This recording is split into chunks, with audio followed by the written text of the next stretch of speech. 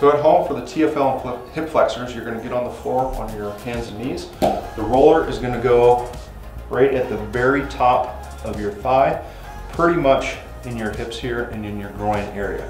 So we're going to start with the TFL, which is the muscle that actually attaches to the IT band. And if you find that point on the front of your hip, put your opposite hand here where the crease of your thumb meets that point. We're working this area where your hand ends up.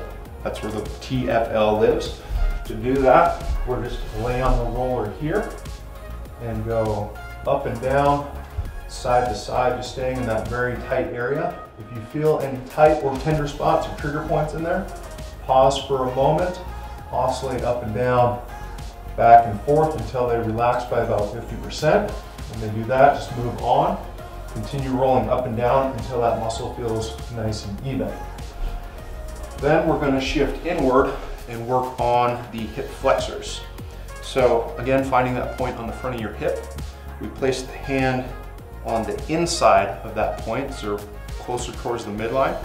And I'm trying to work right in where my palm ends up right now. Guys, you have to be kind of careful here. But again, you're just using that foam roller on the floor. Try and get to the edge of the foam roller for this one. So right up very close on the upper thigh, inner thigh, working up and down. This one's quite uncomfortable, but when you feel those tight or tender spots, hang out on them for a few seconds, a few moments.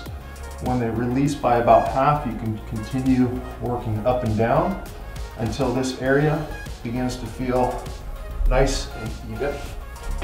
And that's rolling out the TFL and the hip flexors.